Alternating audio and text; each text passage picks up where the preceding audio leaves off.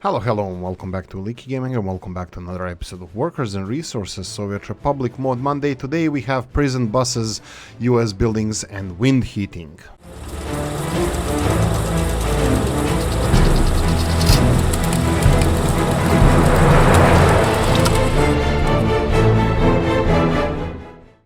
Right, so if we have amazing little community, so please go and check other mods that were released in last week. This is only 8 mods that I usually put in these Mod Monday videos. We have really amazing mods and I can't really put them all, so go and check out on Steam Workshop. All the new mods in last week are there, around 30 of them. First things first, Karosa B732 prison bus by Trucker Check.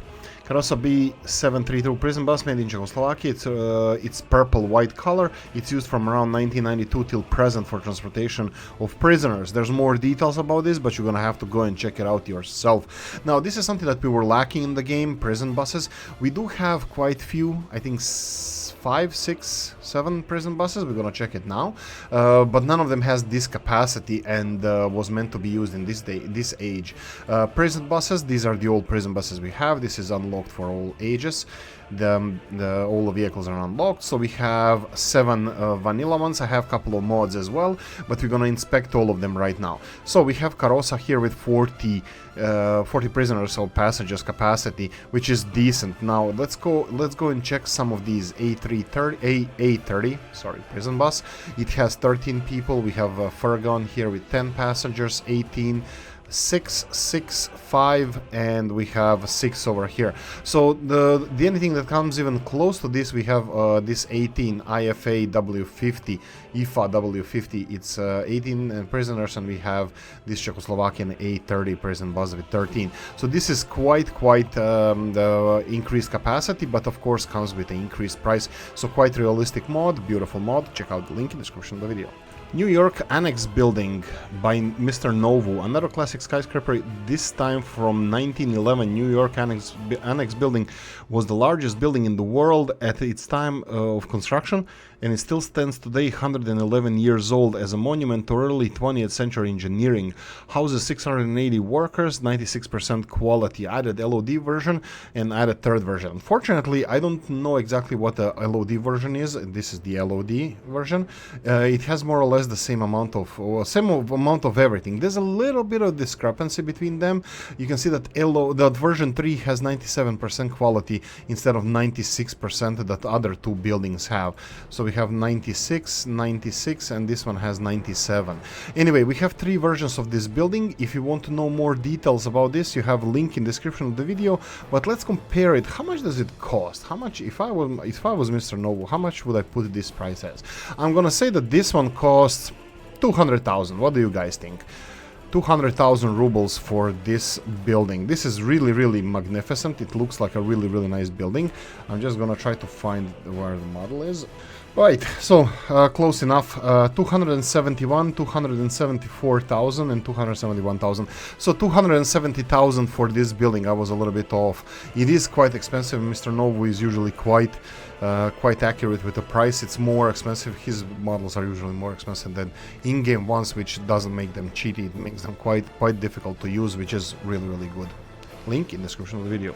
Baroque church by K Studio. Church of St. Jacob, typical Baroque church from Christian countries, built in 1974 to 1724 to 1747 in Czech Republic. Game data, yada. Model low poly. Okay, you have a lot of details there that is over my head, my small brain, so you're gonna have to go and check this out. Yeah, it's kind of classic. I think we can find a lot of these kind of churches in where I come from as well. It's kind of blueprint for the churches of that time. It's a really beautiful model. Usually we don't have a lot of churches for this game, which is supported by me, but it's always really nice to see sometimes these kind of models. It has a golden cross on the top. I don't know why it has to be golden. It has a side entrance here. And how much does it cost? How much does it cost? We can go to our mod section and then go and check out the churches that we have. And if we find this church, that would be this one here, 67,000. How does it compare to vanilla buildings? No vanilla buildings that are like that. We can compare it to some other churches. For example, we have this big St. Olaf's church. This is absolutely enormous. We have this Mr. Robs's church over here. This is more or less similar in size, a little bit smaller Mr. Robs's one, which is cheaper. So I would say this is quite 67,000 is quite fair price for something like this. But anyway, if you want to find out more about this model, please go check out the link in the description of the video where the model is. Cole's Octag 8130 by Chester and Alexander Tarasov. You have description in Russian, I believe, and also you have English description. English truck crane. English? English. Truck crane Cole's Octag 8130 replaces 52 workers produced since 1982. Hey, Oolykee was born into 1985. Top speed 60 kilometers per hour. Fashion designer Alexander Tarasov. You have a link in description of the video to this model, but what is this? It's a road crane. It's a road crane. You can only buy it with dollars. I bought all the same ones. Probably I shouldn't have done that. We can go and sell all vehicles and then just use dollars to buy the one that we need. So if we go to road crane and buy the one that we have, and we can check out how beautiful model is. Okay, it has a cabin over here that is utilized. Okay, looks perfect. Looks really nice. Okay, how does it compare to other vehicles? We can only compare them with these vehicles. Unfortunately, we don't have any Western models here, but this is $117,000. I would say that similar ones in rubles would be a little bit cheaper than this amount in dollars, but I don't think we have something this big. We have road cranes here, two sides. We have quite few road cranes, but they're all quite cheap compared to this one. So this is quite a realistic price for this one. Really beautiful model. Link in the description of the video for more details. Doksaviten wind heating plant, a technical university of Czechoslovakia, is presenting you with collaboration with Soviet Technological Institute of Vladivostok, with small letters, is presenting a new heating system of the future, wind-powered heating plant. Basic principle works on a scientific discovery by James Prescott Joule. The mechanical resistance of spinning plates creates heat, which can be used to heat our homes in this time of energy crisis and making us self-reliant in case of oil, coal, gas, and nuclear fuel runs out. No more fuel imports for fuelless nation, bringing energy equivalent to even the most coldest and poorest regions. Statistics. Now this is a controversial part. Statistics are quite interesting. It's a 30 gigajoules for smaller one and 66 gigajoules for bigger one. That's a lot. That's a lot of gigajoules for wind power. If it was something a little bit more, let's call it realistic, I would be sold on this. But no workers needed. A tiny bit of power required. Really? It requires power? No, it doesn't. Let's check it out. Oh, it does, but it's still producing heat even though there's no power connected to it.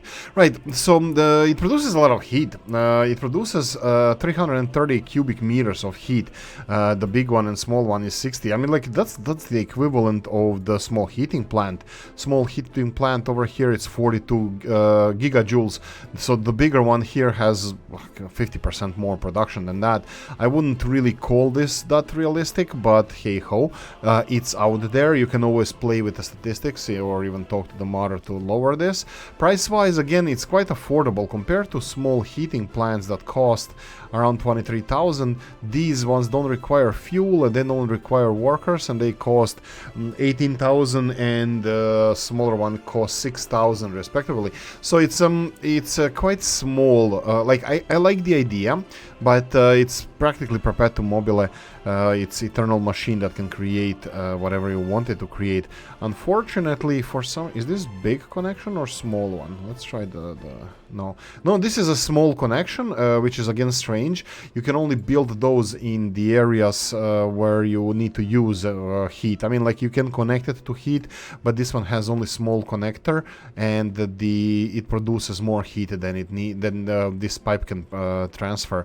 This pipe can transfer 100 cubic meters of heat, and this one is producing 330 30 cubic meters, so 3.5 times more, and this one also is producing 50% more than actually can be transferred. But it's an interesting concept. It's something definitely I like the idea behind it, but I think it's a little bit overpowering. But anyway, can we compare it at least to the power production here? So we can go to our power plants. We can go for wind power plants. Yes, they're more or less the same price as these. They just produce heat instead of electricity. Interesting model, good try. 1930s worker homes from Chelyabinsk by Comrade Joe. A small pack proposing 2 residential buildings built in the 30s in Chelyabinsk during the first wave of industrialization of the USSR. They're plain looking with typical constructive traits. They are cheap to build and can host 36 and 30 adults at 78 and 80% quality respectively. It will make some I will make some skins next. Okay, so this is something that I'm really interested in, this period in time of industrialization of Soviet Union and how cities like Chelyabinsk were built. You had a housing for workers. Usually it was said that they were lived like freaking tents and wooden houses. I mean, like, this could be a wooden house. This looks quite not bad. I mean, I will live in similar things now in 21st century in Ireland, but this doesn't look really bad. This looks nice. It looks decent. That's the best I can do. I mean, it doesn't look like a tent. It doesn't look like, you know, somebody has to sleep under a tree. And these, bear in mind that these were pioneers who were constructing city from the ground up, from the roads to steel mills to later on even their own houses, homes, buildings. Everything was constructed by people living in these houses initially. So this is really, really interesting part of history that I am really interested to find out more about. You can see here this one with balconies. That's the one that has better living quality, 80%. The other one doesn't have balconies. Wow, okay, I'm just shocked. I'm gonna do a little bit more reading about this, but if this is true, this is not bad. And Comrade Joe, please continue doing these. I really love those. You will see these in my Let's Plays. Anyway, how cheap are they actually? So let's go and find the model. So, right, we have it here, 1930s Chelyabinsk homes 1 and 2, 7,011 rubles each one of these buildings. You can see that one with better living quality has less capacity. That would be this one, while the other one, this one could be even more expensive. It looks a little bit more complicated to build, but it doesn't really matter. They're more or less a similar price. They're pretty affordable, and living quality, like apartment quality, is not that bad. So these 7,000 for 30 people, and I'm gonna show you something now. So this is 7,000. How much do vanilla buildings cost here? So if you go for vanilla buildings in the same capacity, 4,000. This is twice the amount of the vanilla buildings. You can get vanilla buildings with 87% quality, almost double the capacity for that money. So this is not really that cheap. So Comrade Joe, we need to correct this. This is not cheap. I mean, the vanilla buildings are more expensive than this with a better living quality. But anyway, I love this authenticity, and this is my favorite mod, this Mod Monday, these residential buildings. So thank you so much for this. You guys, if you want to find out something about these buildings, link in the description of the video. District Court, Warsaw, and let's butcher this, Srodmiescia. Warsaw-Srodmiescia, I think Srodmiescia, by Raytheon, of course. Greetings, this mod contains the building of Warsaw-Srodmiescia District Court. It was built in 1952 according to design of Marek Lakam. The building is light and concise, and it perfectly fits into any area of your city. Building description: it's a courthouse, 100 workers and 60 workers with higher education. Projects of typical. Okay, so you have a list of 2 other models that Raytheon is doing. Right, so what is this? This is a courthouse. How does it look? Well, it looks like this. What is here on the side? This is the entrance. Polish flags, perfect. It's a Polish building. We have entrance over here. Wow, it doesn't have like a distinct entrance to the building. I mean, it has these several here. This looks like a front entrance, I think. Yeah, with the balconies here on the top. Okay, what do we have on top of the building? It looks actually quite decent. I mean, like the building design in the 1950s, really? This looks a little bit modern than that.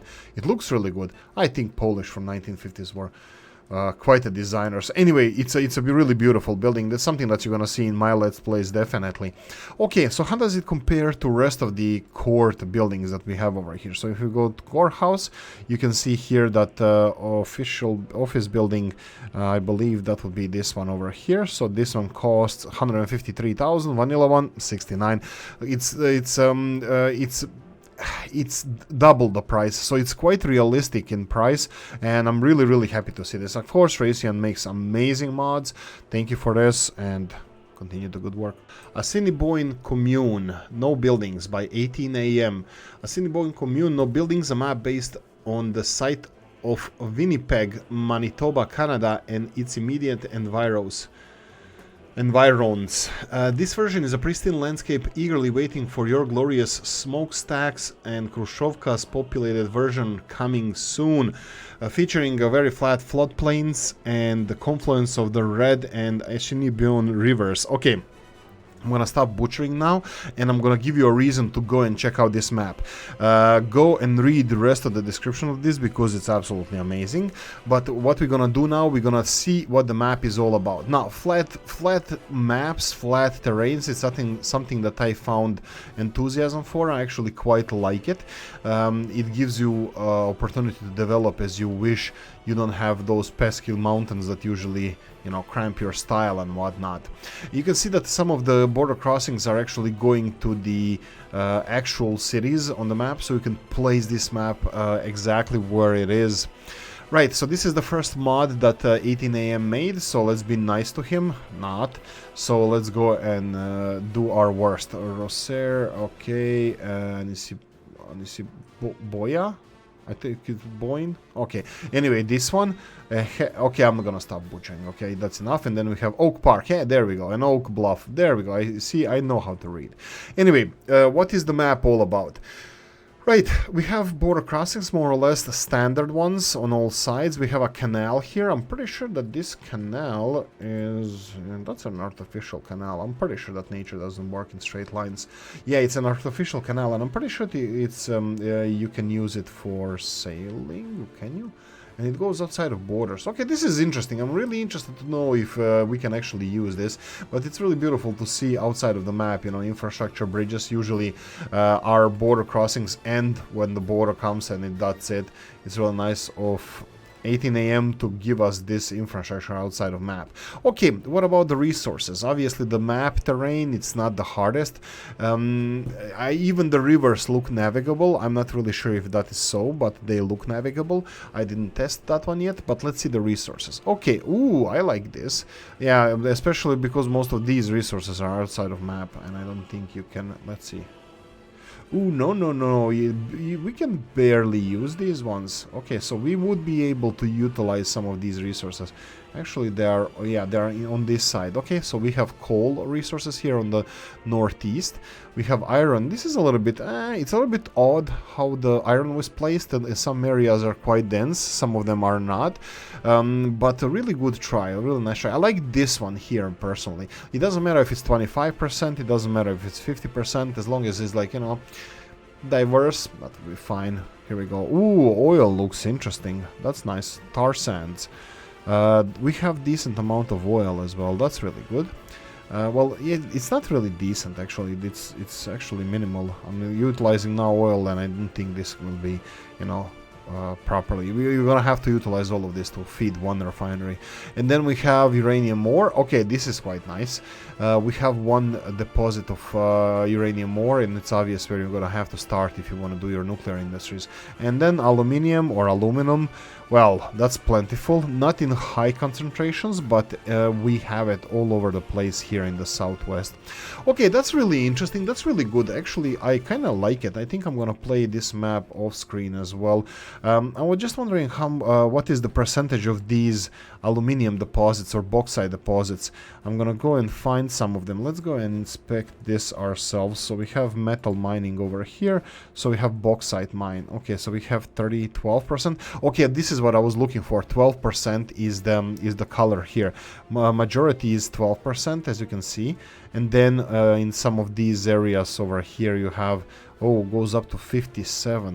Let's say 60%, but 57%. Can we get a little bit more? Let's go here near this border crossing and let's check this area out. 12%. No, 57. But this is still quite good. This is quite good for aluminium industry. So aluminium is or aluminum is quite plentiful. So if you want to start with that, but anyway, really nice, good try. I really like these representations of the real life locations, and I will enjoy playing this one. Anyway, if you want to check out more details, link in the description of the video. And that's it for this Mod Monday, guys. I really hope you enjoyed this one. If you did, press the like button. If you didn't, leave a nasty comment in the comment section. Let me know what you think. Like, subscribe, notification bell, ring it, comment section, hit it, and if you want to support the channel, you have description of the video. Thanks for watching, guys, and I'm gonna see you in the next one. Bye bye.